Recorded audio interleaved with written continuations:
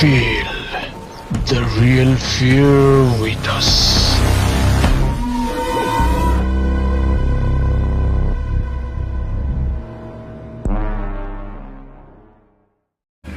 প্রিয় লিসেনার্স, আসসালামু আলাইকুম। Feel the real fear with us. দেশ ও দেশের বাইরে যেখান থেকে আফনান দ্য হরর ওয়ার্ল্ডের আজকের হরর নাইটের ৭৪তম আয়োজনের সাথে যুক্ত হচ্ছেন বা পরবর্তীতে হবেন, সকলকে জানাচ্ছি শুভেচ্ছা ও ভালোবাসা। আশা করি সবাই ভালো আছেন, সুস্থ আছেন। প্রিয় লিসেনার্স, আজকের এই এপিসোডে আপনাদের পাঠানো দুটি ঘটনা নিয়ে হাজির হয়েছি। আশা করছি ঘটনা দুটি আপনাদের ভয়ের শিহরণ জাগানিয়া বলে মনে হবে ইনশাল্লাহ। আজকের এই এপিসোডের প্রথম যে ঘটনাটি রয়েছে, এই ঘটনাটি আমাদেরকে যিনি পাঠিয়েছেন তার নাম শরণ ভৌমিক। ওনার বাড়ি নোয়াখালীতে। উনি একজন মাইক্রোবায়োলজিস্ট, কর্মরত রয়েছেন ব্র্যাক, চাঁদপুর সদরে। আর আরেকজন যিনি ঘটনা পাঠিয়েছেন তিনি আমার স্টুডেন্ট, তার নাম তাহিয়ান আল আশফানুর রহমান। তার বাসা শিকদার রিভারভিউ অ্যাপার্টমেন্ট, ধানমন্ডি। তার একটি ঘটনা এর আগেও আমরা প্রচার করেছি, এটি তার পাঠানো দ্বিতীয় ঘটনা। তো প্রথম ঘটনা থাকছে শরণ ভৌমিক ভাইয়ের।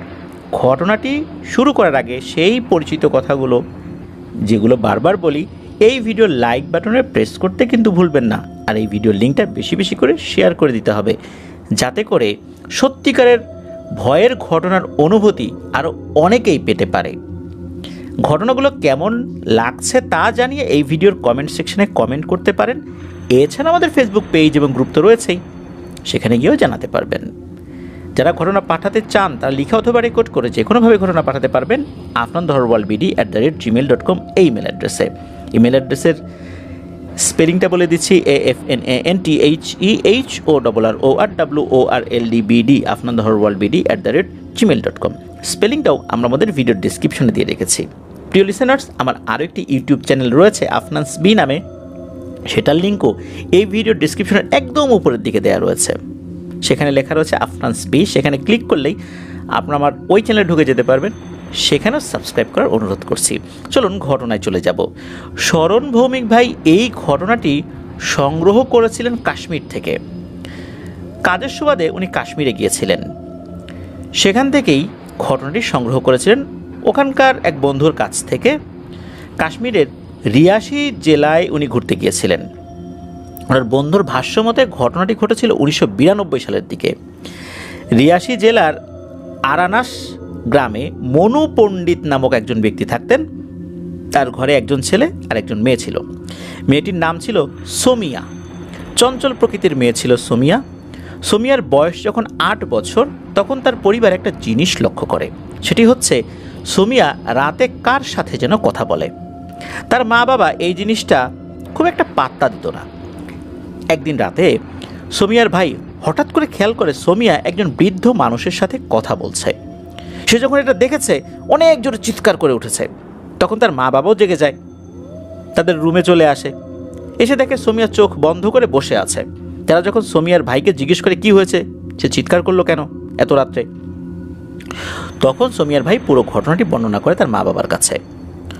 মনু পণ্ডিত তখন সোমিয়ার কাছে গিয়ে সোমিয়াকে আলতো করে ধাক্কা দিলে সে চোখ খোলে। মনে হচ্ছে সে এতক্ষণ একটা ঘোরের মধ্যে ছিল। মনু পণ্ডিত যখন তাকে জিজ্ঞেস করে ওই বৃদ্ধ লোকটির কথা, তখন সোমিয়া বলে মাঝে মধ্যে একজন বৃদ্ধ লোক তার সাথে খেলতে আসে। তাকে নাকি সে নানু বলে সম্বোধন করে এবং এই বৃদ্ধ লোকটি সোমিয়াকে অনেক আদর করে। তখন মনু পণ্ডিত কিছু না বলে সোমিয়া এবং তার ভাইকে বলে যে তোমরা ঘুমিয়ে যাও। সকাল হলে এই মনু পণ্ডিত বিজয় পণ্ডিত নামের একজন তান্ত্রিকের কাছে যান। তান্ত্রিকের কাছে গিয়ে সম্পূর্ণ ঘটনার বর্ণনা দিলে তান্ত্রিক 2 দিন পরে আসতে বলে, আর সাথে কিছু দিয়ে দেবেন এরকমটা বলেন আর কি। তো যখন 2 দিন পরে যান, তখন এই বিজয় পণ্ডিত বলেন যে এই যেই বৃদ্ধ লোক যাকে তোমার মেয়ে মাঝে মধ্যে দেখে, সে খুবই ভালো একটি জিন। এই জিন দীর্ঘ অনেক বছর ধরে তোমার মেয়েকে দেখে শুনে রাখছে। আর এই জিনটা তোমার বাবার অনুগত ছিল। তোমার বাবার বিভিন্ন কাজে সহযোগিতা করত, তোমার বাবার বন্ধু ছিল। তোমার বাবা মারা যাওয়ার পর তোমাদের পরিবারের সাথে আছে, কিন্তু সে তোমাদের পরিবারের কারোর সাথে দেখা দেয় না, এই সোমিয়ার সাথেই শুধু দেখা দেয়, তাও একটা নির্দিষ্ট বয়সের পরে দেখা দিয়েছে, সে ভয়ঙ্কর কোনো রূপে দেখা দেয় না। আর এই বৃদ্ধ জিনের 7টা ছেলে রয়েছে, তারও সুন্দর একটা পরিবার রয়েছে, সে একটা মুসলিম জিন। আর এই সোমিয়াকে সে নাতনি হিসাবে আদর করে। সুতরাং তোমাদের ভয় পাওয়ার কিছু নাই, সময়ের সাথে সাথে সব কিছু ঠিক হয়ে যাবে। সোমিয়াকে সময়ের মতো থাকতে দাও, তোমরা তোমাদের মতো থাকো, ভয়ের কোনো কারণ নাই।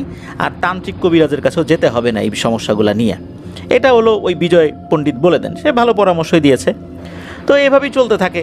সোমিয়া ওরকম কথাটা বলে, পরিবারের সদস্যরা কেউ কিছু বলে না। তো এভাবে চলছে। সোমিয়ার বয়সও 16-17 হয়ে গেছে।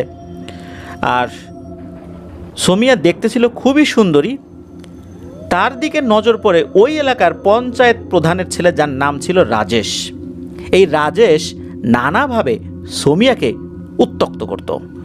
অনেকবার প্রেমের প্রস্তাব দিয়েছিল, সোমিয়া প্রস্তাব প্রত্যাখ্যান করেছিল। কারণ হচ্ছে এই রাজেশ ছিল খুবই বাজে প্রকৃতির একটা ছেলে, নেশা করত, জুয়া খেলতো, আর তার কাজই ছিল পাড়ার সব মেয়েদেরকে উত্ত্যক্ত করা, এমনকি বিবাহিত মহিলাদেরকেও সে উত্ত্যক্ত করত। এমন একটা অবস্থা। আর সোমিয়া কিন্তু এই রাজেশ সম্পর্কে খুব ভালোভাবেই জানতো। একদিন হয় কি, সোমিয়াদের গ্রামে একটি পূজার উৎসব হয়, সেখানে অনেক মানুষ আসে, অনেকটা মেলার মতো হয়ে যায় আর কি। তো এখানে সোমিয়াও তো গিয়েছে, সোমিয়ার ভাইও গিয়েছে, রাজেশও আসছে। তো রাজেশ সোমিয়াকে দেখে ওই মেলার মধ্যেই তাকে আবারও উত্ত্যক্ত করতে থাকে। সোমিয়া রেগে গিয়ে সবার সামনে এই রাজেশকে মেরে দেয় একটা কোষের থাপ্পড়, এবং অপমানও করে বেশ। তো ওখানে থাকা অনেক মানুষই এটা দেখেছিল। এখন এই রাজেশ তো পঞ্চায়েত প্রধানের ছেলে, সে উপস্থিতভাবে ওই মেলার মধ্যে কোনো একটি মেয়ের উপর যদি চড়াও হয়, তখন তো বিষয়টা অন্যভাবে চলে যাবে। সে ওই সময় কিছুই করে নাই, একদম চুপচাপ ওখান থেকে চলে যায়, যেটা ছিল এই রাজেশের চরিত্রের পরিপন্থী। এরকম চুপচাপ করে চলে যাওয়ার লোক সে না। এরপরে দিন কাটতে থাকে। 1 মাস পর থেকেই সোমিয়ার মা খেয়াল করে সোমিয়া দিন দিন শুকিয়ে যাচ্ছে, ঠিকমতো কারোর সাথে কথা বলে না, খাওয়া দাওয়া করে না, কেমন জানি মন মরা হয়ে বসে থাকে। সোমিয়াকে জিজ্ঞেস করলেও সে কিছু বলে না। একদিন রাতে এই সোমিয়ার ঘর থেকে হঠাৎ করে চিৎকার শোনে তার মা বাবা। দৌড়ে গিয়ে দেখে সোমিয়া অনেক কান্নাকাটি করছে। তাকে জিজ্ঞেস করলে সে বলে তাকে নিতে এসেছে। তখন মনু পণ্ডিত বলে, অর্থাৎ তার বাবা বলে, কে নিতে এসেছে? তখন সোমিয়া বলে, কুৎসিত দেখতে একটি খাটো প্রকৃতির লোক জোর করে নাকি তাকে নিতে এসেছে। সে যখন যেতে না করেছে, তখন তার হাতে থাকা কিছু একটা দিয়ে সোমিয়ার পায়ে আঘাত করে। সোমিয়ার মা বলে, কোথায় আঘাত করেছে দেখি? সোমিয়ার মা যখন এটা বলেছে, সোমিয়া তার পায়ের একটা দিক দেখায়। সোমিয়ার মা খেয়াল করে সত্যি তার পায়ে গভীর আঘাতের চিহ্ন, বেশ ব্যথা পেয়েছে মেয়েটা। মনু পণ্ডিত সকালবেলা বিজয় পণ্ডিতের কাছে যায়। বিজয় পণ্ডিত সব শুনে সন্ধ্যাবেলা দেখা করতে বলে। সন্ধ্যাবেলায় যখন মনু পণ্ডিত বিজয় পণ্ডিতের কাছে যায়, তখন বিজয় পণ্ডিত বলে, তোমার মেয়ের সাথে খুব খারাপ একটি পিশাচ লেগে গেছে, মূলত এটাকে চালান করা হয়েছে। দ্রুত এটির ব্যবস্থা না করলে তোমার মেয়ের ভয়ঙ্কর ক্ষতি হতে পারে, তার প্রাণ কিন্তু শঙ্কার মধ্যে আছে। তখন মনু পণ্ডিত বিজয় তান্ত্রিককে বলে, অর্থাৎ বিজয় পণ্ডিতকে বলে যে কিছু একটা করো ভাই। বিজয় তান্ত্রিক 11 দিন সময় নেয়, যে 11 দিন পর আসতে হবে, তখন সে জানাতে পারবে এই বিষয়ে তার এখতিয়ার আছে কি নাই, বা সে এটা পারবে কি পারবে না। 11 দিন তো দীর্ঘ সময়। এর মাঝে ঘটে আরেকটি ভয়াবহ ঘটনা। সন্ধ্যার সময় সোমিয়ার চিৎকার শুনে তার মা ছুটে যায় সোমিয়ার ঘরে, গিয়ে দেখে সোমিয়া অজ্ঞান হয়ে আছে। তার জ্ঞান ফিরে আসলে সে বলে, ওই লোকটি এসেছিল, ওই লোকটি এসে আমাকে অনেক ভয় দেখাচ্ছিল, আমাকে নিয়ে যেতে চাচ্ছিল। আমি যখন বাধা দেই, তখন সে আমার চুল ধরে অনেক জোরে টান দেয়, আর তখনই আমি চিৎকার দিয়ে অজ্ঞান হয়ে যাই। সোমিয়ার মা খেয়াল করে সত্যি সোমিয়ার মাথার এক পাশে অনেকগুলো চুল নেই, আর এমনভাবে টান দিয়েছে ওই চুলগুলো উঠে চলে গেছে, আর ওখানে কিছু রক্তও বেরিয়ে গেছে সোমিয়ার মাথায় আর কি। তো সোমিয়ার মা দ্রুত তার স্বামীকে, অর্থাৎ মনু পণ্ডিতকে ব্যাপারটা জানায়। এদিকে 11 দিন হবার অপেক্ষা করছে মনু পণ্ডিত। 11 দিনের মাথায় বিজয় পণ্ডিতের কাছে যায়। তখন ওই বিজয় পণ্ডিত তাকে জানায় যে এটা সে পারবে না, এটা তার এখতিয়ারের বাইরে, এই বিদ্যা তার জানা নাই। মনু পণ্ডিত অনেক কান্নাকাটি করবার পর বিজয়তান্ত্রিক কিছু রিচুয়াল করে দেয়, কিন্তু বলে যে এগুলোতে আসলে কাজ হবে না, যত দ্রুত সম্ভব আরও ভালো কারো কাছে নিয়ে যেতে হবে। এর কিছুদিন কিন্তু পার হয়ে গেছে এরপর আর কি। তো মনু পণ্ডিত তার শ্যালককে ব্যাপারগুলো জানায়। তার শ্যালক একজন তান্ত্রিকের খবর দেয়, ওই তান্ত্রিকের কাছে এই মনু পণ্ডিত যায়। তখন তান্ত্রিক বাড়িতে ছিল না, উনি বাড়িতে আসবেন নাকি 15 থেকে 20 দিন পর। কি আর করা, মনু পণ্ডিত মন খারাপ করে বাড়িতে চলে আসে। দিন যত যায় ততই সুমিয়ার অবস্থা খারাপ হতে থাকে। সুমিয়া এতটাই শুকিয়ে যায় যে তার শরীরে হাড় ছাড়ার কিছুই ছিল না। না পারতো ঘুমাতে, না পারতো খেতে, সারাটা দিন শুধু কান্না করতো আর বলতো সে এসেছে আমাকে নিয়ে যেতে। একদিন মনু পণ্ডিতের শ্যালক তাদের বাড়িতে এসে খবর দেয় যে তান্ত্রিক বাড়িতে এসেছে, যত দ্রুত সম্ভব তার কাছে যেতে হবে। তখন দেরি না করে মনু পণ্ডিত তান্ত্রিকের বাড়িতে চলে যায় আর সব ঘটনা খুলে বলে। তান্ত্রিক ওই রাত্রেই আসন বসায় আর ওই পিশাচকে হাজির করে। তান্ত্রিক যখন পিশাচকে নানাভাবে ফোর্স করে চলে যাবার জন্য, তখন ওই পিশাচ সাফ সাফ জানিয়ে দেয় সে যাবে না, সে চুক্তিবদ্ধ হয়েছে। তান্ত্রিককে সে হুমকিও দেয়। তখন তান্ত্রিক নানা প্রক্রিয়ার মাধ্যমে পিশাচটিকে জব্দ করার চেষ্টা করলেও সে চূড়ান্তভাবে ব্যর্থ হয়। একটা পর্যায়ে পিশাচ চলে যায়, তবে যাওয়ার আগে বলে যে আর মাত্র 7 দিন, তারপর আমি আমার জিনিস নিয়ে চলে যাব। তোর যদি শক্তি থাকে তাহলে তুই ওই মেয়েটিকে রক্ষা করিস তো পারিস কি না। কি আর করা, তখন তান্ত্রিক খুবই নরম সুরে মনু পণ্ডিতকে বলে যে ভাই, অনেক দেরি হয়ে গেছে, এখন সব কিছু সৃষ্টিকর্তার হাতে, আমরা কিছুই করতে পারবো না। সৃষ্টিকর্তার উপর ভরসা রাখো, উনি যদি এই অবস্থা থেকে মুক্তি দিতে পারেন, এছাড়া এখন আর কোনো উপায় নাই। উনি এর পরেও কিছু পানি টানি দিয়ে দিয়েছিলেন, কিছু তদবির দিয়ে দিয়েছিলেন যে ঘরের মেইন যে দরজা সেখানে ঝুলিয়ে রাখার জন্য, আর এই পানি দিয়ে যেন এই সুমিয়াকে প্রতিদিন গোসল করানো হয়, এই বিষয়টা বলে দিয়েছিলেন। তো মনু পণ্ডিত তান্ত্রিকের কথা মতোই কাজ করে। কিন্তু ঠিক 7 দিনের মাথায় সুমিয়া মারা যায়। তখন মনু পণ্ডিত, তার স্ত্রী, সুমিয়ার ভাই সবাই অনেক ভেঙে পড়ে। এত সুন্দর একটা মেয়ে, ফুটফুটে মেয়ে কিভাবে চলে গেল। সুমিয়ার মৃত্যুর 3 থেকে 4 মাস পার হয়ে যায়। একদিন হঠাৎ করেই পঞ্চায়েত প্রধান মনু পণ্ডিতের কাছে আসে, যিনি রাজেশের বাবা। মনু পণ্ডিতের হাতে পায়ে ধরে অনেক রিকোয়েস্ট করে যে ভাই আমার বাড়িতে চলো। তা পঞ্চায়েত প্রধান মনু পণ্ডিতকে অনুরোধ করছে, বুঝতে পারছে না কেন এমনটা করছে। কি আর করা যায়, তাকে নিয়ে যাওয়া হয় রাজেশের ঘরে। রাজেশের ঘরে গিয়ে দেখা যায় বিছানার উপর এমন একজন ব্যক্তি শুয়ে আছে, মনে হচ্ছে তার বয়স 90 বছর হয়ে গেছে। গায়ে কিচ্ছু নাই, শুধু হাড়ের উপর চামড়াটা বসিয়ে দেওয়া হয়েছে, এমন একটা অবস্থা। মনে হচ্ছে কোনো মতে শ্বাস প্রশ্বাস চলছে, এমন একটা ভয়ঙ্কর দৃশ্য।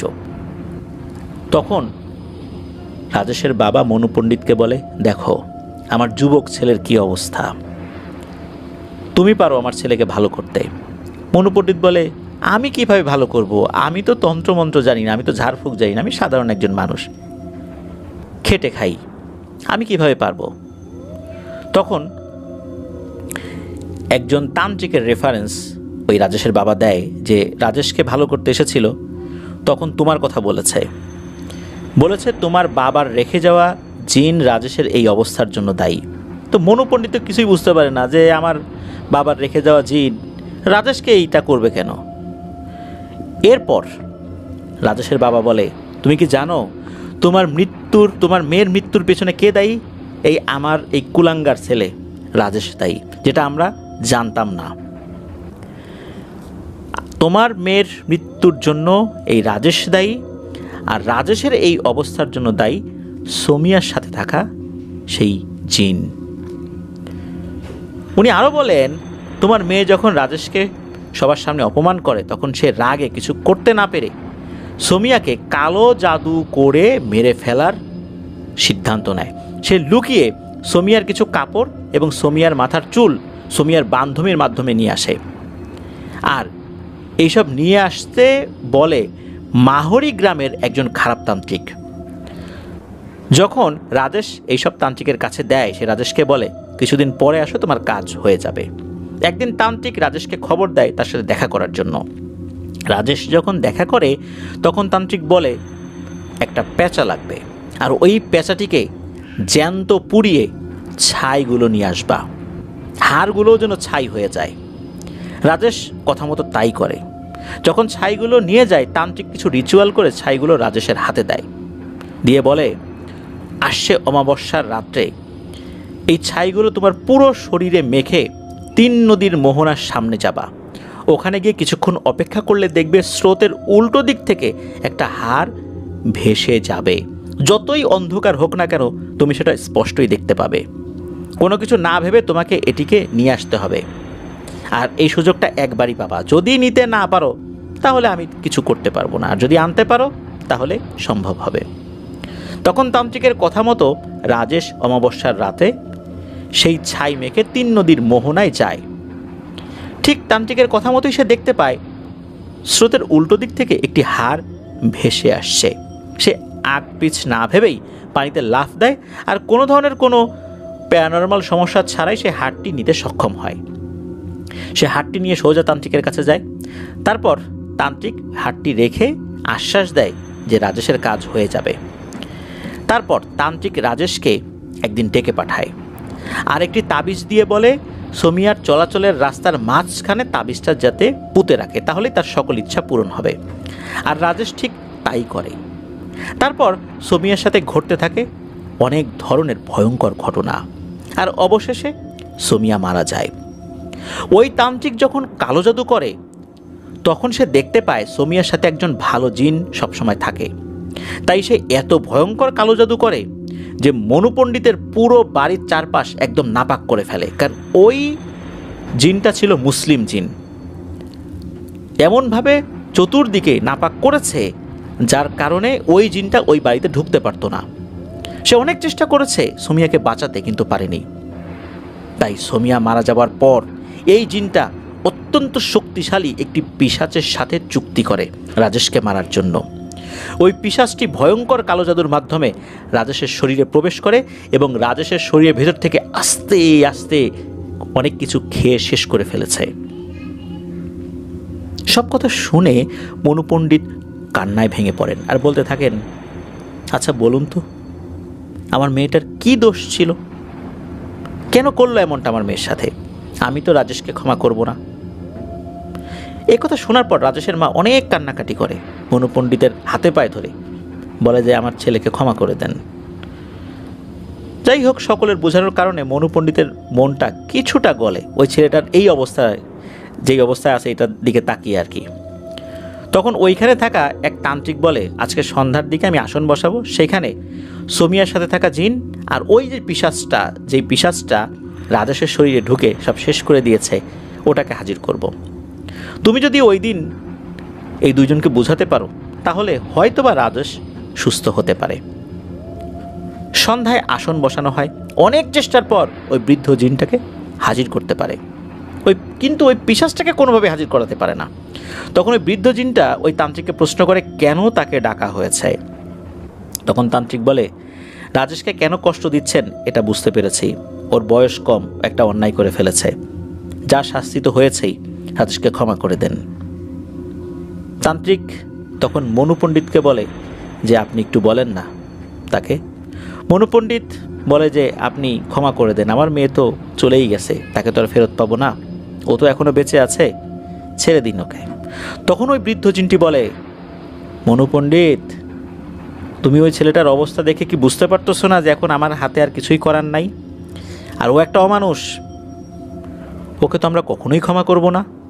মনে রেখো, আমি এবং আমার 7টা সন্তান, ছেলে সন্তান, এই পিশাচটার সাথে চুক্তিবদ্ধ হয়েছি।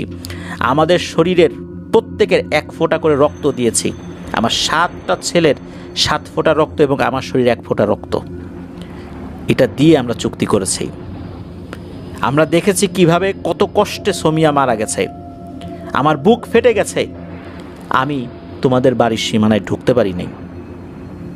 আমি নিজের চোখে দেখেছি। তোমরা অনেক কিছুই দেখতে পাও না, যা আমি দেখেছি।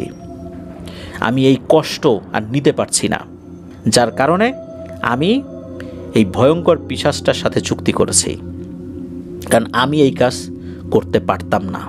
এটা আমার ধর্মে এটা নাই। মনে রেখো, রাজেশের শরীরের 3 ভাগের 2.5 ভাগ খাওয়া শেষ হয়ে গেছে, আর বাকি আধা ভাগ যেটা আছে এটাও অতি দ্রুত শেষ হয়ে যাবে। এখন যদি আমরা চুক্তি অনুযায়ী কাজ করি তাও মারা যাবে, আর যদি কাজ না করি তাহলে আরও কষ্ট পেয়ে মারা যাবে, কারণ ওর ভেতরে আর তেমন কিছুই নাই। মনে রেখো, রাজেশ যে কাজ করেছে তার আসল শাস্তি মৃত্যু। আমরা কেসাস করেছি, অর্থাৎ খুনের বদলে খুন। ও যেটা করেছে ওর সাথেই সেটাই করা হয়েছে। আমি জানি না আল্লাহ আমাদেরকে ক্ষমা করবেন কি না, কিন্তু আমি, আমার স্ত্রী, আমার 7টা ছেলে, সোমিয়াকে এতটাই ভালোবাসতাম, ওর মৃত্যু আমরা কোনোভাবেই মেনে নিতে পারি নাই। আমি যে কত চেষ্টা করছি ওকে বাঁচানোর জন্য, আমি পারি নাই। সুতরাং যা করেছি সেটা আর কোনোভাবেই ফেরত আনা সম্ভব নয়। একথা বলেই ওই জিনটা চলে যায়। তান্ত্রিক বুঝতে পারে আর সম্ভব না। তান্ত্রিকও রাজেশের বাবাকে বলে, আপনারা ছেলের শেষকৃত্য করার আয়োজন করুন, আর উপায় নেই।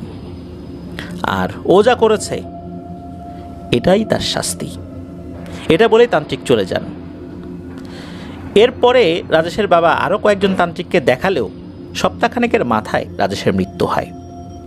এটাই ছিল ঘটনা। প্রিয় লিসেনার্স, আসলে কি বলবো, এই যে কাজগুলো মানুষ করে ইদানিং এটা বেশি বেড়েছে। আমি সবসময় বলি, যারা কালো জাদু বিশ্বাস করে না, যে জাদুটোনা বলে কিছু নাই, তাদের ক্ষতি করা আরও বেশি সহজ। আর যারা মুসলিম বলে যে আমি কোরআন মানি, হাদিস মানি, কিন্তু জাদুটোনা বিশ্বাস করি না, এমন কথা যদি আমাকে কেউ বলে, আমি বলি, আচ্ছা কোরআন তো মানেন, সূরা ফালাক, নাস এটা নিশ্চয়ই পড়েছেন? বলে হ্যাঁ পড়েছি। তখন আমি বলি যে পবিত্র কোরআনের একটা আয়াত যদি কেউ অস্বীকার করে, উনি কি মুসলিম থাকতে পারবে? বলে না, পারবে না। তখন আমি বলি, আপনি কি জানেন যে সূরা ফালাক, নাস নাজিল হওয়ার প্রেক্ষাপটটা কি? বলে না, তা তো জানি না। তখন আমি বলি, পবিত্র কোরআনের একাধিক জায়গায় সেহের শব্দটা উল্লেখ আছে, অর্থাৎ জাদু, এটা কি জানেন? বলে যে না, এটা তো ভালো করে জানি না। আমি তাহলে পাল্টা প্রশ্ন করি, তাহলে কিভাবে বললেন যে কোরআন মানি, হাদিস মানি, অথচ কোরআনের মধ্যে কতগুলো জায়গায় সেহের শব্দটা উল্লেখ আছে, আচ্ছা জাদু শব্দটা উল্লেখ আছে। আর রাসূলুল্লাহ সাল্লাল্লাহু আলাইহি ওয়াসাল্লামকে জাদু করা হয়েছিল তার প্রেক্ষাপটে সূরা ফালাক এবং নাস নাজিল হয়েছে। যিনি সমগ্র মানব জাতির মধ্যে শ্রেষ্ঠ, সমস্ত নবীকুলের মধ্যে শ্রেষ্ঠ, তার উপর জাদু করা হয়েছে। আর আপনি আমি কোথাকার কোন কীটপতঙ্গ? আমাদের উপর জাদু কাজ করবে না? তখন এনারা চুপ হয়ে যান। তখন বলে হ্যাঁ আসলেই তো তাই, এটা সেটা, এই ধরনের কথা বলে। তো আপনাদেরকে যদি কেউ বলে, যারা মুসলিম, নামাজ পড়ে, কোরআন পড়ে, তারা কোরআন বিশ্বাস করে, হাদিস বিশ্বাস করে, কিন্তু জাদু বিশ্বাস করে না, জাদুটোনা বিশ্বাস করে না, কালো জাদু বিশ্বাস করে না, তাদেরকে অন্তত সূরা ফালাক এবং নাস নাজিল হওয়ার প্রেক্ষাপটটা জানাবেন, অথবা জানতে বলবেন যে আপনারা জানেন। আর পবিত্র কোরআনের একাধিক জায়গায় যে সেহের শব্দটা উল্লেখ আছে, এটা সম্পর্কে জানাবেন। জাদুটোনা যদি নাই থাকতো, তাহলে রাসূলুল্লাহ সাল্লাল্লাহু আলাইহি ওয়াসাল্লাম কেন বিভিন্ন দোয়া শিখিয়ে দিয়েছেন যে এগুলো করলে জাদুটোনা কাজ করবে না? জাদুটোনা যদি না থাকতো তাহলে বলতো এগুলো কাজ করে না, এগুলো ভেলকিবাজি, এটা সেটা। রাসূল সাল্লাল্লাহু আলাইহি ওয়াসাল্লাম তো বলে যেতেন, কিন্তু রাসূলুল্লাহ সাল্লাল্লাহু আলাইহি ওয়াসাল্লাম অনেকগুলো আমল শিখিয়ে গিয়েছেন, যে আমলগুলো করলে আল্লাহর রহমতে আমরা ব্ল্যাক ম্যাজিক থেকে রক্ষা পেতে পারি। আল্লাহ আমাদেরকে হেফাজত করুন। প্রিয় লিসেনার্স, আল্লাহ আমাদেরকে বোঝারও তৌফিক দান করুন। চলুন আমরা চলে যাব আমাদের এবারের এপিসোডের পরবর্তী আরও একটি নতুন ঘটনায়।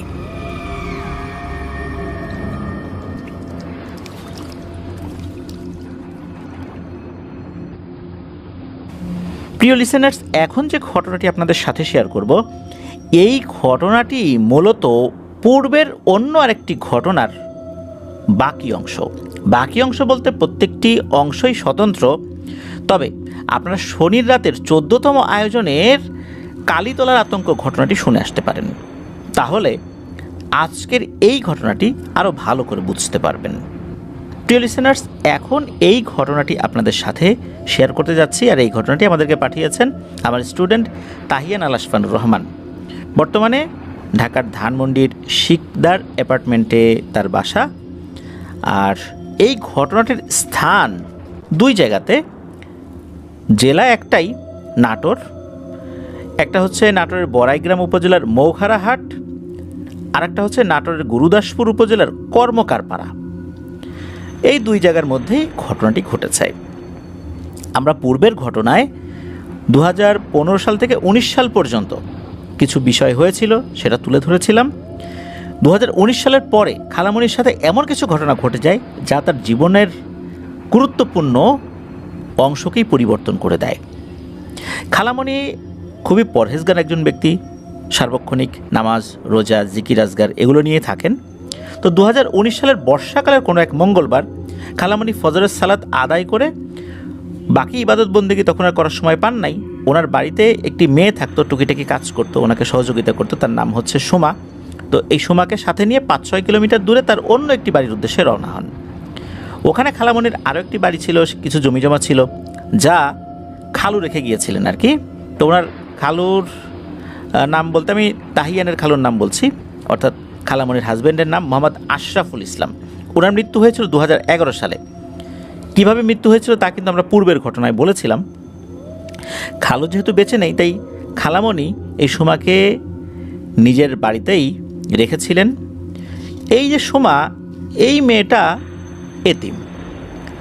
আর তাহিয়ানের খালাতো ভাই বাঁধন, সে কিন্তু পড়াশোনা করতো যশোর পলিটেকনিকে কম্পিউটার সায়েন্সে। পড়াশোনার কারণে অধিকাংশ সময়ই এই যে বাঁধন, সে বাড়িতে থাকতো না, যশোরই থাকতো। এখন খালামণি একা একা কীভাবে থাকবেন? এই কারণেই এই সোমাকে নিয়ে সেই বাড়িটাতেই থাকতেন, আর মাঝে মাঝে এই যে আরেকটা যে বাড়ি আছে ওই বাড়িটা দেখতে আসতেন। তো এমনই একদিন উনি সোমাকে নিয়ে বাড়িটা দেখতে আসার জন্য রওনা দিয়েছেন। ওই বাড়িটা মূলত তখন ভাড়া দেয়া ছিল। সোমাকে সাথে নিয়ে সব কিছু দেখাশোনা উনি করেন আর কি। যাচ্ছিলেন খালামণি ভাবলেন যে এত সকালে যখন বের হয়েছি একটু হাঁটাহাঁটি করে যাই। তো খালামণির সেই বাড়ি থেকে কিছুটা সামনে এগিয়ে গেলে একটা 3 রাস্তার মোড় পড়ে। সেই মোড়টা কদমতলা নামে পরিচিত। খালামণি কদমতলা অতিক্রম করে কিছুটা সামনে গিয়ে তিনি যে বাড়িটাতে থাকেন সেই বাড়ির উদ্দেশ্যে রওনা হয়েছেন। তো এই কদমতলাও খালামণি যে বাড়িটাতে থাকেন সেই বাড়িটার মাঝখানেই পড়ে। তো সেই বাড়িটার মাঝখানেই পড়ে হচ্ছে একটি জায়গা, সেটা হচ্ছে কালীতলা। মূলত 2015 সাল থেকেই এই কালীতলাকে কেন্দ্র করে খালামণির জীবনে এক বিভীষিকাময় অধ্যায়ের সূচনা হয়েছিল। বলে রাখা ভালো, তখনও মাঝে মাঝেই খালামণি ওই কালীতলার সেই ভয়ঙ্কর অবয়ব, যাকে অনেকেই কালী বলে ডেকে থাকেন, এই কালী তাকে দেখা দিত। খালামণি যে বাড়িটাতে থাকতেন সেটা মূলত 3 তলা ছিল এবং বাড়ির উপরের ছাদে তিনি বাগান করতেন, ছাদ বাগান আর কি। মাঝে মাঝে গাছের পরিচর্যা করার সময় তিনি নাকি সেই অবয়বটাকে দেখতে পেতেন। খালামণি তো ওই দিকটাতে গিয়েছেন। তো এই যে কদমতলা নামক যে স্থান, ওই কদমতলাকে অতিক্রম করে হাঁটতে হাঁটতে এমন একটা স্থানে উনি এসে পৌঁছান যেখানে ডান পাশে একটি কড়ই গাছ, বাম পাশে কালীতলার জাম গাছ পড়ে। আমরা পূর্বের ঘটনায় কিন্তু এই জায়গা সম্পর্কে জেনেছি। তো যাই হোক, যেহেতু সময়টা বর্ষাকাল ছিল, খালামণি হাঁটতে হাঁটতে কড়ই গাছের নিচে এসে দাঁড়িয়ে যান। কড়ইতলার সামনে একটি বিল রয়েছে। মানে বিলটা আসলে কেমন, বর্ষাকালে পানি আসে আর শীতকালে বা শুকনোর সময় একদম শুকিয়ে যায়। অনেকে এটাকে আধমরা বিলও বলে। সবসময় তার পানি থাকে না। তো বর্ষার সময় বৃষ্টির পানিতে বিলটি সজীব হয়ে উঠত। যেহেতু তখন বর্ষার সময় ছিল, তাই অনেক পানি এখানে ছিল। আর এই পানিতে ফুটেছিল চমৎকার সমস্ত শাপলা ফুল, সাদা শাপলা, লাল শাপলা, এরকম শাপলা ফুল ফুটেছিল। এই শাপলা ফুল খালামণিকে ওই সময় খুব আকর্ষণ করেছিল। ফুলগুলো দেখে খালামণি সুমাকে রেখেই পানিতে নেমে গিয়েছেন ফুল ওঠানোর উদ্দেশ্যে। ওনার সেন্সও নাই যে উনি যে হঠাৎ করে পানিতে নেমে গেলেন, পানিতে সাপ বা অন্য কোনো কিছু থাকতে পারে, অথবা সেখানে বেশি গভীরতা থাকতে পারে, ওনার কিন্তু এটা খেয়াল নাই। উনি পানিতে নেমে গেছেন। তবে সৌভাগ্যক্রমে ওখানে ওইরকম কোনো ঝামেলা ছিল না, সাপ ছিল না বা গভীরতাও বেশি ছিল না। আর খুব গভীর পানিতে তো শাপলা ফুল ওভাবে ফোটে না। তো খালামণিকে হঠাৎ করে এভাবে পানিতে নেমে যেতে দেখে ওই সুমা বলে ওঠে, আরে আপা, আপনি পানিতে যান না, অসুস্থ হয়ে পড়বেন তো, আমি আপনাকে ফুল উঠাই দিচ্ছি। তো সুমার এমন কথা শুনে খালামণি কিছুটা ধমকে সুরে বলে ওঠেন, এই সেমরি, তুইও আয় আমার সাথে, তুইও পানিতে নাম। শুধু ফুল ওঠাবো না তো রে, পুরো শাপলা ফুলের গাছটাই তুলে ফেলবো। আমার ছাদ বাগানে একটা বিশেষ জায়গায় এটা লাগাবো, যেখানে পানির মতো জায়গা আছে সেখানে লাগাবো। আয় আয় আয়, তুইও আয়। কি আর করা, সুমাও বাধ্য হয়ে নেমে গেছে, যেহেতু খালামণি বলছেন। মূলত খালামণি এমন একটা ঘোরের মধ্যে চলে গেছেন যে ওই শাপলা ফুল তোলার মোহে আসলে এটা ওনার ওই সময় করা উচিত হবে কি হবে না এই বিষয়টা উনি বুঝতে পারছেন না। শাপলা তুলতে তুলতে একটা জায়গায় এসে খালামণির চোখ আটকে যায়। উনি দেখেন একটা শাপলা অন্যান্য শাপলা ফুল থেকে বেশ বড়। তো উনি ওই দিকটাতে এগিয়ে গিয়ে ওই শাপলা ফুলের নিচের অংশে হাত দিয়েছেন। ওইটা টান দিলে কিন্তু লম্বা একটা পাইপের মতো জিনিস সহ উঠে আসে। তো উনি এরকম একটা গাছ তোলার চেষ্টা করেন। নর্মালি কিন্তু শাপলা ফুল ওই পাইপের মতো অংশ সহ তুলতে তেমন একটা শক্তি লাগে না। খালামণির ভাষ্য মতে এই গাছটি অন্য সাধারণ গাছগুলোর মতো ছিল না, এটি ছিল সম্পূর্ণ ভিন্ন ধরনের। এই গাছটি তুলতে কেন যেন খালামণির প্রচণ্ড শক্তির প্রয়োজন হচ্ছিল। উনি অনেক টানাটানি করছেন, কোনোভাবেই সেটা উঠে আসছে না। ওটা যে ফুলের নিচের অংশ থেকে ছিঁড়ে যাবে, শুধু ফুলটা ওনার হাতে চলে আসবে এমনটাও হচ্ছে না। অনেক চেষ্টার পর একটা পর্যায়ে তিনি সফল হন। খালামণি চিন্তা করলেন যে এটা তো বেশ পরিপক্ক একটা শাপলা ফুল, গাছ সহ একদম পানির যেই অংশে শেকড় থাকে আর কি, ওইটা সহ চলে আসছে। তো উনি চিন্তা করলেন যে ছাদ বাগানের একটা অংশে উনি হাউজের মতো করেছেন, তো ওইখানে মূলত এটা লাগাবেন উনি। ওই সময় নাকি স্থানীয় এক পাগল ওই জায়গাটি থাকে, ওই জায়গাতেই ঘোরাফেরা করে আর কি। তো পাগল পেছন থেকে বলে ওঠে, হে হে হে, দেখ দেখ, মরা গরু নিয়ে যাচ্ছে। খালামণি কিন্তু পাগলটিকে চিনতেন, ওই পাগলটার নাম ছিল হচ্ছে দয়াল। পাগল হঠাৎ করে এইভাবে বলে উঠল হেসে দিয়ে যে দেখ দেখ, মরা গরু নিয়ে যাচ্ছে। খালামণি তো এটার অর্থ বুঝতে পারলেন না, উনি আর ওই দিকটাতে খেয়াল করলেন না। কিছুক্ষণ হেঁটে খালামণি বাড়িতে এসে পৌঁছান। তো ঘরে না ঢুকে উনি সরাসরি ছাদে চলে যান সুমাকে সাথে নিয়ে। ছাদ বাগানের একটি হাউজে গাছটি রোপণ করেন তিনি। তো গাছটিকে রোপণ করে তিনি নিচে এসে ফ্ল্যাটে প্রবেশ করেন। খালামণি প্রতিদিন ফজরের সালাত আদায় করে জিকির আজগার করে কিন্তু চা খেতেন, যা খালামণির প্রতিদিনের একটা অভ্যাস। তিনি নিজের ঘরে প্রবেশ করে ঘড়ির দিকে তাকালেন, দেখলেন তার চা খাবার সময় হয়ে গিয়েছে।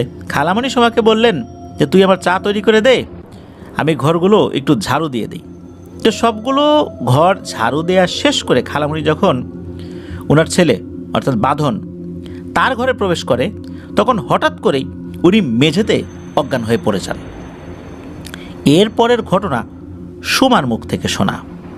তো সুমা বলেন যে হঠাৎ করে যখন ওই খালামণি অজ্ঞান হয়ে পড়ে যান, এরপর নাকি তিনি প্রলাপ বকতে শুরু করেন, মানে এলোমেলো কথাবার্তা বলছেন যে এই যে বাঁধন যিনি, উনি তো লেখাপড়ার কারণে যশোরে থাকতেন, তার সম্পর্কে বলছেন।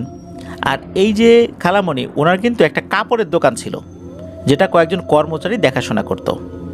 তো উনি যখন চেতনা হারিয়ে প্রলাপ বকতে শুরু করেন, তখন এই সুমা দৌড়ে গিয়ে নিচ থেকে কয়েকজন কর্মচারীকে ডেকে নিয়ে আসেন। এসে দেখেন যে আপার অবস্থা, অর্থাৎ আপা বলতে ওই সুমা যেটা বলছে আপা, আমরা খালামণি বলবো, তো খালামণির অবস্থা আরও খারাপ হয়ে গেছে। তিনি নাকি নিজের গলা নিজে চেপে ধরে রেখেছেন। হঠাৎ করে এমন করতে দেখে ওই যে কর্মচারী যারা নিচ থেকে তাদেরকে সুমা ডেকে নিয়ে আসছিল, এদের মধ্যে দুজন ছুটে গিয়ে খালামণিকে মানে থামানোর চেষ্টা করেন আর কি, হাতটা কোনোভাবে বের করার চেষ্টা করেন, যে গলায় চেপে ধরেছে, নিজের হাত নিজেতে চেপে ধরেছে। এই অবস্থায় বেশিক্ষণ তো রাখা যাবে না। কিন্তু খালামণি কী করেন, এই দুজনকে ধাক্কা মেরে তাদেরকে মেঝেতে ফেলে দেয়। আর এত শক্তি দিয়ে তাদেরকে ধাক্কা মেরেছিল, এরাও প্রচণ্ড ব্যথা পেয়েছিল। এরাও বুঝতে পেরেছিল যে আসলে এই খালামণির পক্ষে তাদের দুজনকে এত জোরে ধাক্কা দেওয়া কোনোভাবেই সম্ভব নয়। আর এরই মধ্যে অদ্ভুত একটা কণ্ঠ ভেসে আসলো, যেটা খালামণির কণ্ঠ ছিল না, কিন্তু খালামণি এই কণ্ঠে কথা বলা শুরু করলেন। হঠাৎ করে বলতে শুরু করলেন, আমাকে ও কেন বললো যে আমি মরা গরু নিয়ে যাচ্ছি, আমি ওকে মেরেই ফেলবো। আমি ওই করই গাছের নিচে গোসল করে চুল শুকাচ্ছিলাম, এই মেয়ে কেন আমার চুলের উপর পাড়া দিয়ে ফুল উঠাতে গেল, আমি এই মেয়েকেও বাঁচতে দেব না। তো খালামণির হঠাৎ এমন আচরণে সবাই তো হতবাক হয়ে যায়। খালামণিকে ধরাধরি করে মাথায় পানি ঢালতে শুরু করে সময়। তো খালামণি প্রায় 3 ঘন্টা পর স্বাভাবিক হন। এরপর সারাদিনই স্বাভাবিক ছিলেন, কিন্তু দিন শেষে ঠিক মাগরিবের আজান যখন শুরু হয়, খালামণি নিজের কান নিজে চেপে ধরেন না, চিৎকার চেঁচামেচি শুরু করেন।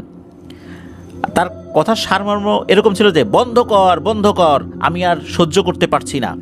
ঠিক মাগরিবের আজান যখন দেয় তখন এটা বলে।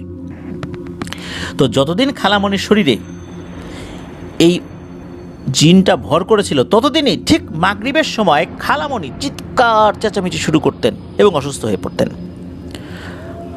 পরদিন মানে এই ঘটনার পরদিন এই তাহিয়ানের নানি মিসেস ফরিদা হক, উনি খবর পেয়ে খালামণির বাড়িতে ছুটে আসেন। তো তাহিয়ানের নানির বাড়ি গুরুদাসপুরের কর্মকার পাড়ায়। খালামণির আচার আচরণ দেখে নানি কিছু একটা বুঝতে পেরেছিলেন। মূলত খালামণিকে খারাপ কিছু আক্রমণ করেছে, এটা আগে থেকেই তিনি আঁচ করতে পেরেছিলেন। তো নানি খালামণির ব্যাপারে সব কিছু শুনে সেটা সত্যতা যাচাই করার জন্য অপেক্ষা করতে থাকেন। অপেক্ষা করতে করতেই দিনটা পার হয়ে যায়। এরপর আসে সেই ভয়াবহ সন্ধ্যা।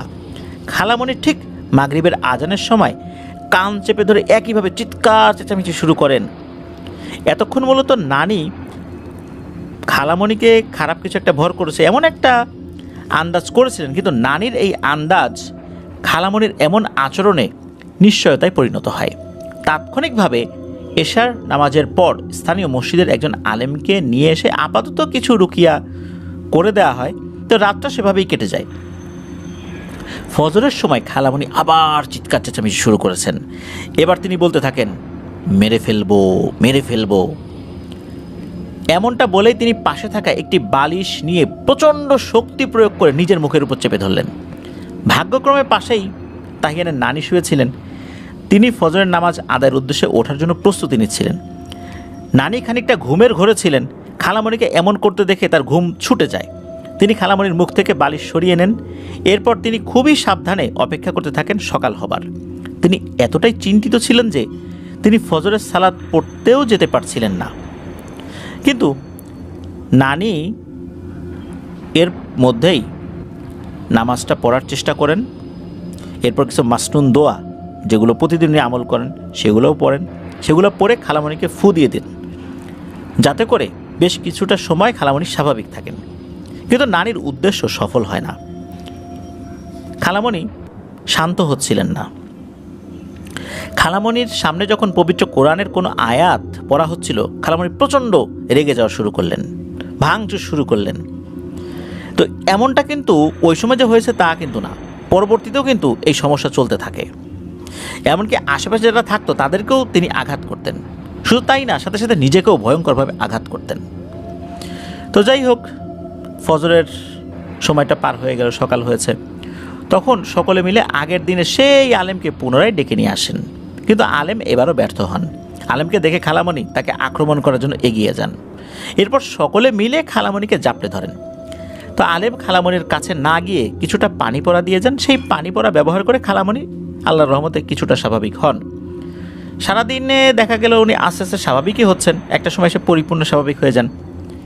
সন্ধ্যার সময় খালামণি হঠাৎ করে চিৎকার দিয়ে বলা শুরু করেন, আমার ছেলেকে বাঁচাও, আমার ছেলেকে বাঁচাও, ওকে মেরে ফেললো, ওকে মেরে ফেললো।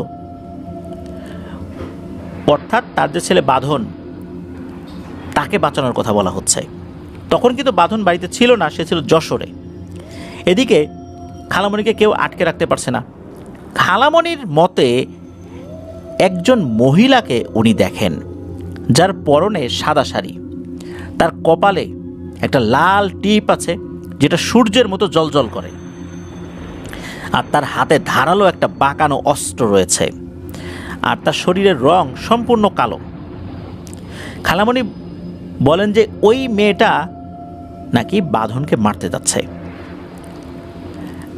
আরও একটা ব্যাপার হচ্ছে যে খালামণিকে এই বিষয়টা কে দেখাচ্ছিল, ওই অবয়বটাই কি সামনে এসে দেখাচ্ছিল নাকি অন্য কেউ দেখাচ্ছিল, এখানেও একটা ব্যাপার রয়েছে। খালামণির সাথে খুব ভালো একটা জিন চলাচল করত, কিন্তু বড় ধরনের কোনো সমস্যা ছাড়া ওই জিনটা কখনোই উপস্থিত হতো না। খালামণির এই বিপদে ওই জিনটা হাজির না হয়ে থাকতে পারেনি। মূলত ওই জিনটা হাজির হয়েই সেই ভয়ঙ্কর কালীরূপী ওই পিশাচিনীর বিবরণটা দিয়ে খালামণিকে সতর্ক করেন যে এই জিনিসটা তোমার ছেলেকে কিন্তু মারতে যাচ্ছে। এ নিজেকে বলে তার নাম কালী, আসলে ভয়ঙ্কর এক পিশাচিনী, মানুষের ক্ষতি করে। তো এই কারণে খালামণি ওই সময় এটা বলেছিলেন। এরপর ওই জিনটা নাকি আরও বলেছে যে তোমার ছেলেকে হত্যা করার উদ্দেশ্যে ইতোমধ্যে ওই পিশাচটা কিন্তু যশোরে রওনা হয়ে গেছে। আমি অনেক দিন ধরে তাকে আটকে রেখেছি, কিন্তু কতদিন আটকে রাখতে পারবো আমি জানি না।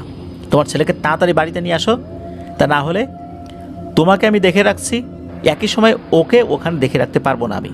যদি বাঁচাতে চাও তাহলে দ্রুত তোমার ছেলেকে বাড়িতে নিয়ে আসো। এরপর নানি ফোন করে বাঁধনকে সব খুলে বলেন এবং বলেন যে তুমি তাড়াতাড়ি একটা লম্বা ছুটি নিয়ে বাড়িতে চলে আসো। তো বাঁধন সেও বাড়িতে এসে তার মাকে এই অবস্থায় দেখে খুব কান্নাকাটি করে। ভালো একটা কবিরাজের খোঁজ করতে করতে এইভাবেই দিন চলে যাচ্ছিল। এর মধ্যে অনেক কবিরাজ দেখানো হয়েছে, কিন্তু কেউ কোনো সুরাহা দিতে পারছে না। খালামণির সাথে থাকা সেই ভালো জিনটার জন্য ওই ভয়ঙ্কর পিশাচিনীটাও তেমন কোনো একটা ক্ষতি করতে না পারলেও যে ক্ষতি করছে এটাও কিন্তু কোনো অংশে কম না। তো বাঁধন যখন এই বিষয়টা নিয়ে তার বন্ধুদের সাথে আলোচনা করে, তখন বন্ধুরা সকলে মিলে তাদের জানা, তাদের আত্মীয়র জানা, এইভাবে বিভিন্ন লিঙ্ককে কাজে লাগিয়ে, বিভিন্ন সোর্সকে কাজে লাগিয়ে কবিরাজ খুঁজতে শুরু করেন। এরই মধ্যে খালামণি তার আত্মীয় স্বজনকে নিয়ে এক খালাতো ভাইয়ের বাড়িতে বেড়াতে গিয়েছিলেন।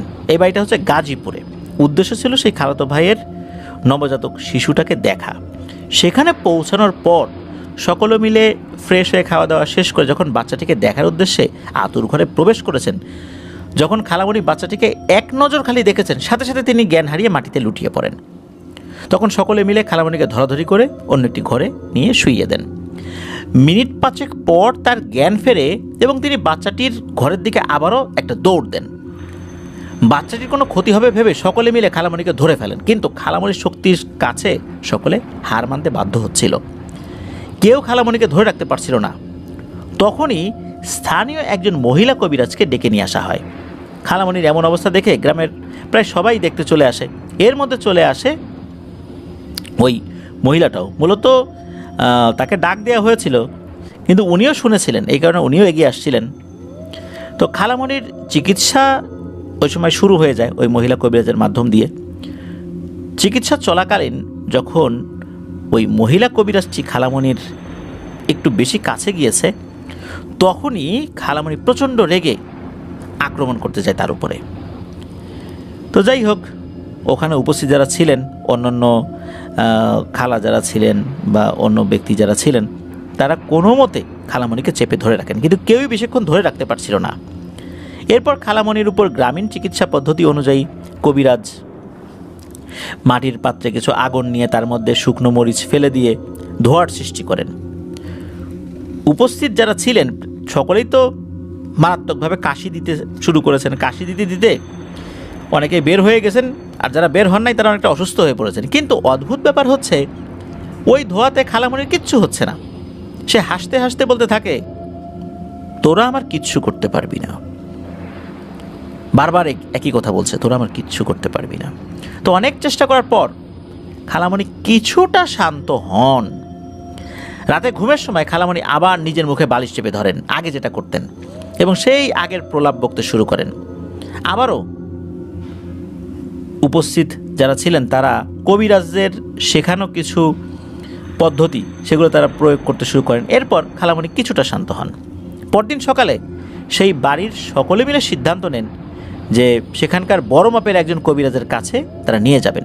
তো যেই কথা সেই কাজ, সেদিনই খালামণিকে যেখানে নিয়ে যাওয়া হয় সেখানে গিয়ে তারা কবিরাজের সঙ্গে সাক্ষাৎ করেন। দীর্ঘক্ষণের প্রচেষ্টায় কবিরাজ ওই জিনটাকে হাজির করতে সক্ষম হন, যে নিজেকে কালী বলে দাবি করে, অর্থাৎ তার নাম কালী। এরপর সেই জিনটা খালামণির মুখ থেকে বলতে শুরু করে। সেই জিনের তথ্য মতে সেই জিনটা বলে যে এর স্বামীকে আমি মেরেছি, একেও মারবো, এর ছেলেকেও মারবো, এদের বংশ আমি নির্বংশ করব। অর্থাৎ খালুকে কিন্তু এই জিনটা মেরেছে, আর খালামণিকেও মারবে, বাঁধনকেও মারবে।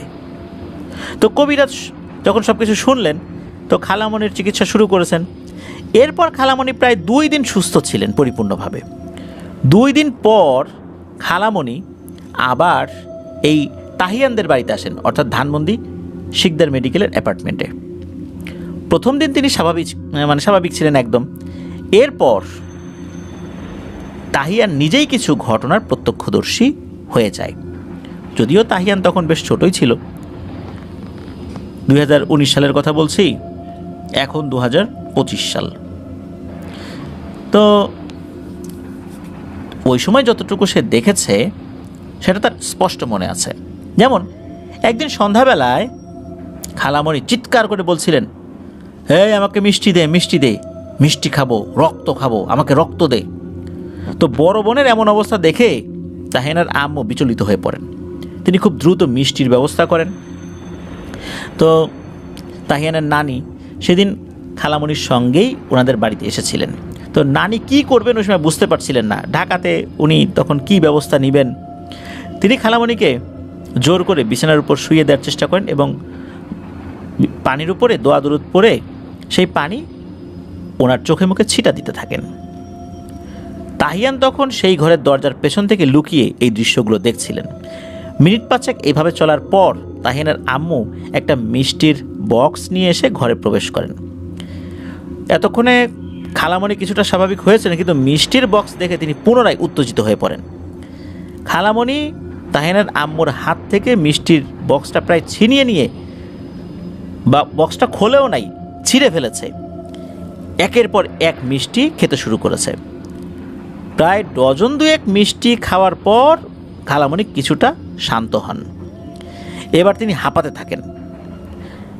হাঁপাতে হাঁপাতে একটা পর্যায়ে এসে একটু শান্ত হন। এরপর উনি শুয়ে পড়েন এবং ঘুমিয়ে যান। সেই দিনে খালামণি যেই ভয়ঙ্কর আচরণ করেছিলেন, যেটা তাহিয়ানের আজও চোখের সামনে এক বিভীষিকা হয়ে ভেসে ওঠে। তো যাই হোক, 2-3 দিন অতিবাহিত হওয়ার পর তাহিয়ানদের বাসা থেকে খালামণিরা নিজ বাড়িতে চলে আসে। খালামণির সাথে এই কালী নামক পিশাচের জীবন মরণ লড়াই কিন্তু চলছে দিনের পর দিন। এই কালী নামক জিনটি এই ভালো এই খারাপ এমন একটা অবস্থা করে ফেলে। জিনটির এমন একটা আচরণ সে প্রকাশ করছিল, মাঝে মাঝে মনে হতো খালামণি সুস্থ। আসলে কি সুস্থ? খালামণির উপর আরও বড় ধরনের প্রভাব বিস্তার করার চেষ্টা করছিল, কিন্তু ওই যে খালামণির সাথে থাকা একটি জিন, সে খালামণিকে তেমন একটা ক্ষতি করতে দিচ্ছিল না। তবে সেও কিন্তু খুব একটা যে পেরে উঠছিল বিষয়টা এরকম না। যদি পারতো তাহলে তো ওই পিশাচটা তো কাছে আসতে পারতো না। সমস্যা হচ্ছে যে এই যে কালী নামক জিনটাকে, এটা সম্পূর্ণভাবে কোনোভাবে কেউ নির্মূল করতে পারছিল না। আমরা কিন্তু কিছুক্ষণ আগে বলেছি যে এই যে বাঁধন যখন তার বন্ধুদের সাথে কবিরাজের বিষয়টা নিয়ে আলোচনা করেন, এরই মধ্যে বাঁধনের একজন বন্ধু এক তান্ত্রিক কবিরাজের সন্ধান দেয়। জানা যায় এই তান্ত্রিকটি মুসলিম হলেও সে ব্ল্যাক ম্যাজিকের চর্চা করত। তো সেই তান্ত্রিক ছিল এই বাঁধনেরই এক বন্ধুর আপন বড় ভাই। তো যাই হোক, তার সাথে যখন পরিচয় হয়, সেই তান্ত্রিকও বাঁধনকে খুব আদর করে, তাকে স্নেহ করতে শুরু করে। আর সেই তান্ত্রিকের নাম ছিল আশিক। তো এই আশিক বাঁধনকে বলেছিল যে বাঁধন, আমি আন্টিকে একটু দেখতে যাব, মনে হয় আন্টির চিকিৎসা আমি করতে পারবো। এরপর এই যে আশিক, উনি দেখতে যাওয়ার তারিখটা শনিবার নির্ধারণ করে দেন। সে বলে যে শনিবার সে দেখতে আসবে। তো আশিক বাঁধন ভাইয়াকে কিছু জিনিসপত্র সংগ্রহ করতে বলেন, যার মধ্যে ছিল 1 লিটার কাঁচা দুধ, 1 ডজন নিখুঁত কলা, মানে যেই কলার উপরে কোনো ওইভাবে দাগ পড়েনি, আগরবাতি, কিছু মোমবাতি, তারপরে লাল গামছা, এরকম কিছু জিনিস আর কি। তো বাঁধন এই জিনিসগুলো গুছিয়ে ফেলেন আর কি। মূলত নানির সঙ্গে মিলেই বাঁধন এই জিনিসগুলো সংগ্রহ করে রেখে দেয়। এরপর এই যে বাঁধন, সে তার মাকে অর্থাৎ খালামণিকে চালাকি করে বলে যে আম্মু, আমার বন্ধুরা আমাদের বাড়িতে বেড়াতে আসবে, তারা বলেছে যে আন্টির হাতে রান্না খাবো। তো ওই দিন খালামণি নাকি অনেক কিছু রান্না করেছিলেন, কিন্তু উনি বুঝতে পারেন নাই যে আসলে কি ঘটতে চলছে, আসলে কি বুঝতে পারেন নাই। যাই হোক, কিছুক্ষণের মধ্যেই বাঁধনের বন্ধুরা বাড়ির সামনে এসে দরজায় কড়া নাড়তে থাকে। দরজা খুলেই সামনে দাঁড়িয়ে থাকা ব্যক্তিদের দেখে হঠাৎ করে খালামণি অট্ট হাসিতে ফেটে পড়ে। ভয়ঙ্কর এক হাসি, যা দেখে বাঁধনের বন্ধুরা ভয় পেয়ে গেছে, তাদের পিলে চমকে উঠেছিল। হাসতে হাসতে খালামণি বলে ওঠে, আরে তুই তুই কোত্থেকে আসলি? কত আইলো কত গেল, আর তুই আসছিস আমারে তাড়াইতে? অদ্ভুত ব্যাপার হচ্ছে, এই কথাটুকু বলেই খালামণি সম্পূর্ণ স্বাভাবিক হয়ে যায়। ওইখানে যে আশিক নামে যে তান্ত্রিকটা ছিল, মূলত তাকে দেখেই খালামণি এই কথাটা বলেছিলেন। এরপর খালামণি স্বাভাবিক হয়ে যান। তো খালামণি সকলকে স্বাভাবিকভাবে আপ্যায়ন করলেন। সমস্ত কাজকর্ম শেষ করে খালামণি নিজের ঘরে প্রবেশ করেন। আর বাঁধনের বন্ধুরা পূর্বের সিদ্ধান্ত মোতাবেক ওই তান্ত্রিককে রিচুয়াল করার যে প্রস্তুতি, সেই প্রস্তুতিতে সহযোগিতা করতে থাকেন। এরপর তান্ত্রিক খালামণিকে পাশের ঘরে রেখেই চেষ্টা করতে থাকেন ওই জিনটাকে হাজির করার জন্য, কিন্তু ওই জিনটা কোনোভাবেই হাজির হচ্ছিল না। অনেকক্ষণ যাবৎ রিচুয়াল করার পর হঠাৎ করেই ওই জিনটা খালামণির শরীরে হাজির হয়। খালামণির শরীরে হাজির হয়েই ওই জিনটা বিকট শব্দে চিৎকার চেঁচামেচি শুরু করে। এখানে বলে রাখা ভালো, ওই তান্ত্রিক কবিরাজের সঙ্গে গোপনে বেশ কয়েকজন আসছিল, যারা তান্ত্রিক কবিরাজকে সাহায্য করত। কারণ অনেক কাজ আছে যে কাজে এক্সপার্ট যারা, এরকম কারো সহযোগিতার প্রয়োজন হয়, তাদেরকে বাইরে রেখেছিলেন উনি। তো খালামণির ঘরে গিয়ে তান্ত্রিক কবিরাজ একটি গোল বৃত্ত আঁকে। শুরুতে কিন্তু গোল বৃত্ত ওই তান্ত্রিক আঁকে নাই, সে পাশের ঘরে থেকে এই চেষ্টাটা করছে। যখন বোঝা গেছে যে খালামণির শরীরে ওই জিনটা ঢুকেছে, তখনই অন্য লোকদেরকে সাথে নিয়ে খালামণির ঘরে ঢুকে খালামণি চতুর্দিকে গোলবৃত্ত এঁকে দেন, যাতে করে ওই জিনটা বের হতে না পারে।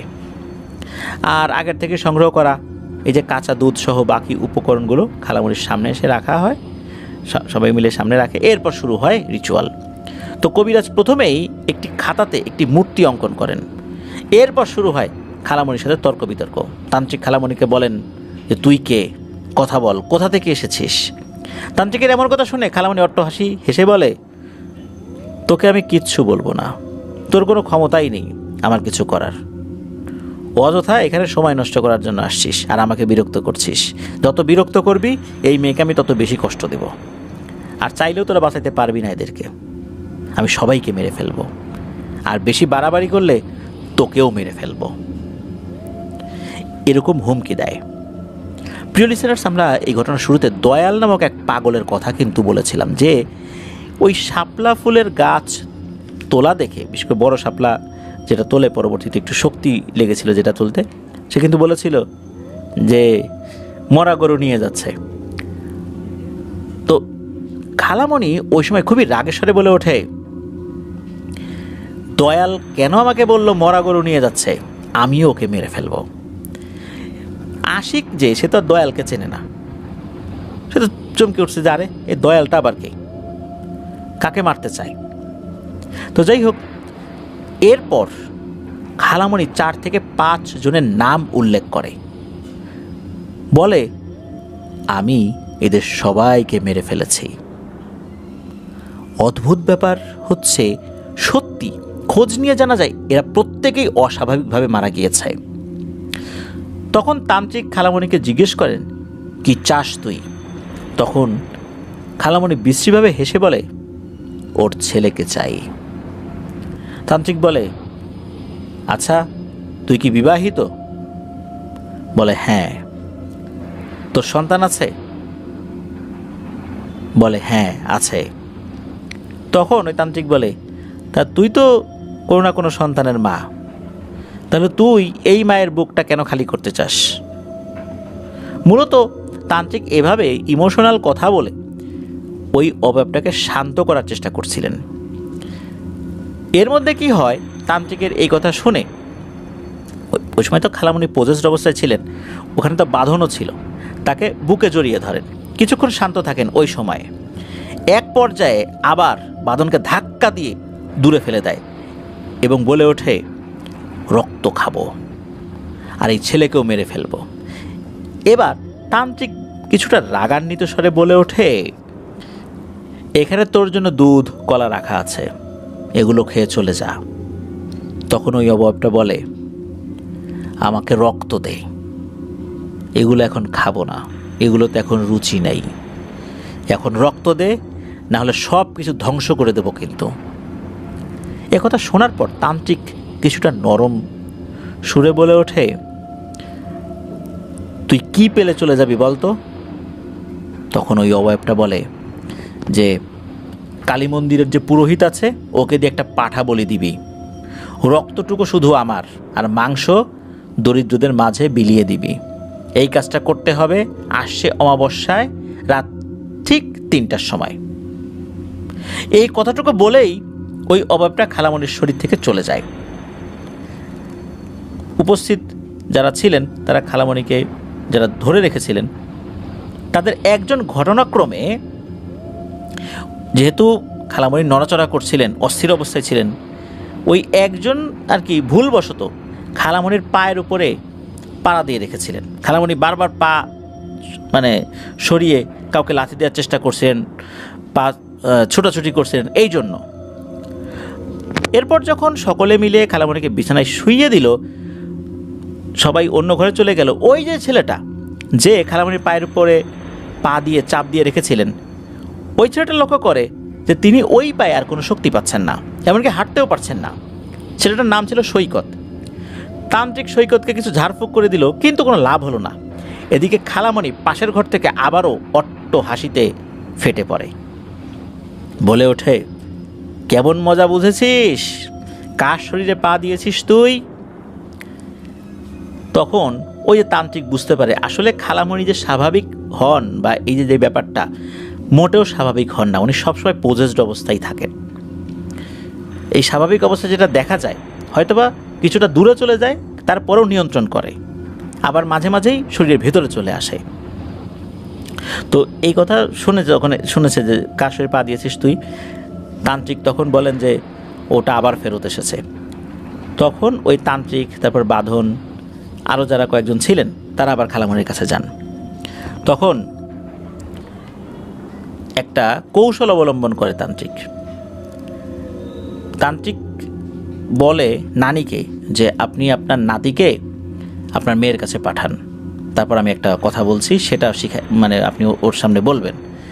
তো সেটা বলে, সেটা কি যে নানি বাঁধনকে নিয়ে খালামণির কাছে দেন, আর খালামণি যেন তাকে বুকে জড়িয়ে ধরেন এমনভাবে আর কি দেন আর কি।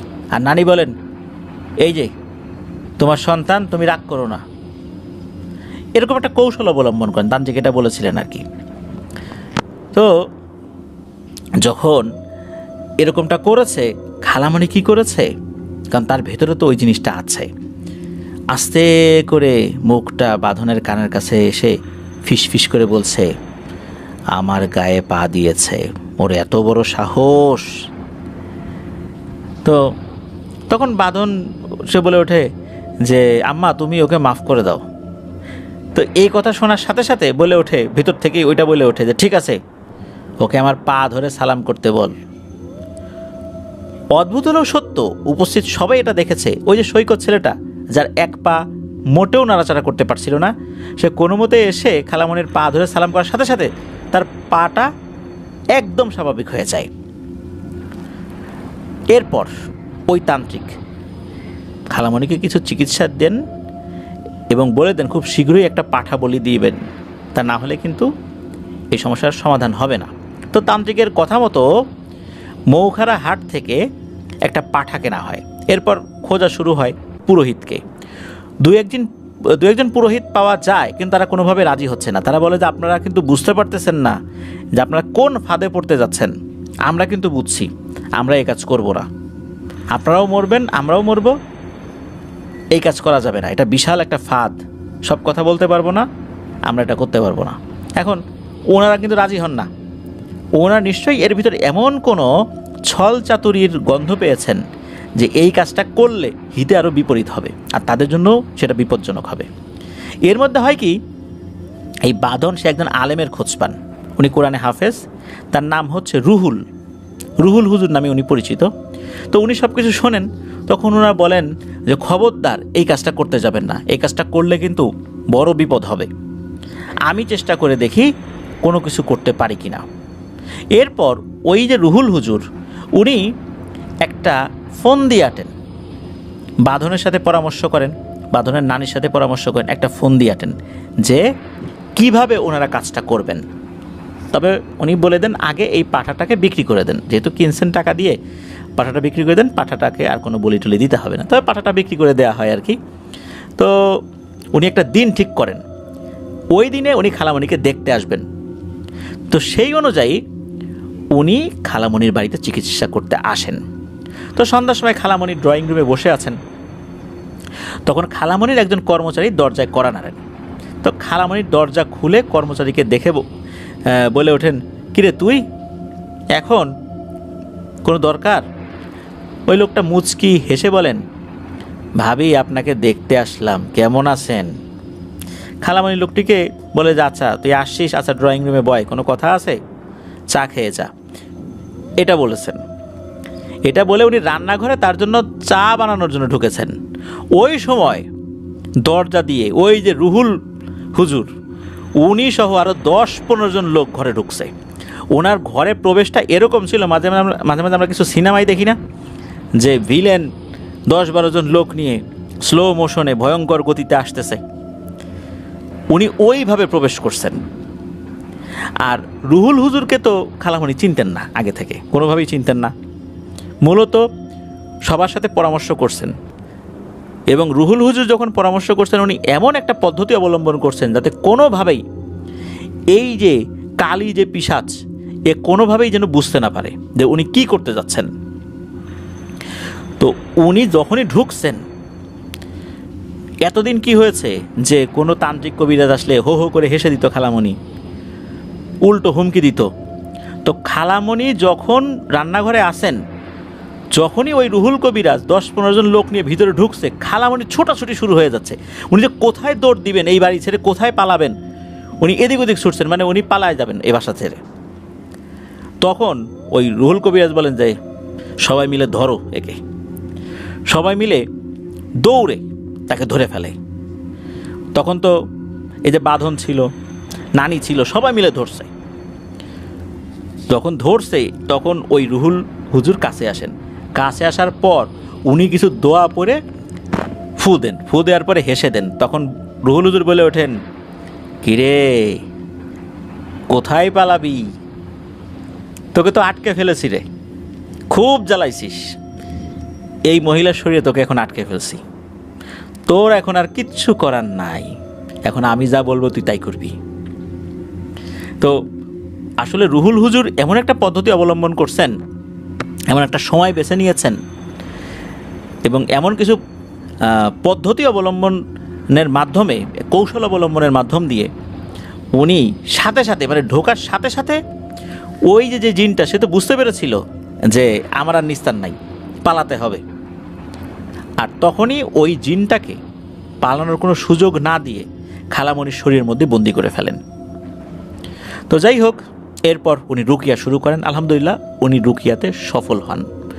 উনি ওই জিনটাকে এমন একটা পদ্ধতিতে খালামণির শরীর থেকে আলাদা করে দেন, যে ওই জিনটা খালামণির উপরে প্রভাব বিস্তার করতে পারবে না। এরপর উনি 21 দিনের জন্য কিছু আমল দিয়ে যান।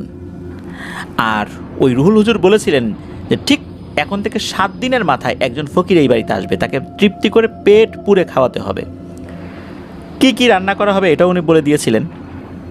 আর রুহুল হুজুর কি পদ্ধতি ওই সময় অবলম্বন করেছিলেন সেই জিনিসটা বলা নিষেধ, এই জন্য তাহিয়ান এই বিষয়ে বলে নাই। অর্থাৎ তার যে রুকিয়ার পদ্ধতিটা এটা বলা নাকি নিষেধ ছিল, যার কারণে এটা বলা গেল না। সত্যি 7 দিনের মাথায় একজন ফকির এসেছিল। খালামণি নিজ হাতে ওই ফকিরকে খাইয়ে দিয়েছিলেন, বেড়ে বেড়ে খাইয়ে দিয়েছিলেন। ফকির অনেকক্ষণ ধরে, মানে খাওয়ার পর অনেকক্ষণ ধরে খালামণির মাথায় হাত দিয়ে রেখেছিলেন। অনেকক্ষণ ধরে উনি বিড়বিড় করে বিভিন্ন দোয়া পড়েছিলেন। তারপরে জোরে জোরে দোয়া করেছিলেন খালামণির জন্য, যে আল্লাহ তাআলা তুমি তাকে সুস্থতা দান করো, এটা সেটা এরকম অনেক কিছু বলেছিলেন আর কি। তো এরপর উনি চলে গিয়েছিলেন। পরবর্তীতে ওই রুহুল হুজুরের কাছে জানা যায় এই যে ফকিরটা এসেছিলেন উনি ছিল একজন জিন। অনেকে ভয় পাবে বলে তিনি ফকিরের বেশে এসেছিলেন, আর খাবারটা উনি খেয়েছিলেন সাদাকা হিসাবে। আর এই যে কালী নামক যেই পিশাচিনিটা মানুষকে খুব বিরক্ত করত, মূলত এটাকে ভয়ঙ্করভাবে একটা শাস্তি দিয়েছিলেন এই জিনটা। সাধারণ কোনো জিনের মাধ্যমে এটা আসলে করা যেত না, যেমনটা হয়েছিল খালামণির সাথে থাকা জিন, সে শক্তিশালী হওয়ার পরে সাথে পেরে উঠছিল না। তো যাই হোক, খালামণি আল্লাহর রহমতে একদম ম্যাজিকের মতো আল্লাহর রহমতে পুরোপুরি সুস্থ হয়ে যান। অদ্ভুত ব্যাপার হচ্ছে যে খালামণি এই যেই সময়টা পার করেছেন প্রায় 2.5 মাস, উনি শুধু বলেন যে শাপলা তোলার পর উনি বাড়িতে আসছেন, এরপরে ওনারা কিছু মনে নেই। আর এই যে উনি সুস্থ হয়েছেন এতটুকুই উনি বুঝতে পারছেন। তার মানে হচ্ছে এই 2.5 মাস উনি কোথায় গিয়েছেন, কি করেছেন, কি খেয়েছেন, কার সাথে কথা বলেছেন, ওরা কিচ্ছু মনে নাই। অর্থাৎ ওই যে তান্ত্রিক আশিক সে ঠিকই বলেছিল তাকে দেখা যায় স্বাভাবিক, আসলে স্বাভাবিক না। তার পুরো চেতনাটাই এক মায়াজালে আবদ্ধ হয়ে গেছে। দূর থেকে কখনো নিয়ন্ত্রণ করে, কখনো কাছ থেকে নিয়ন্ত্রণ করে।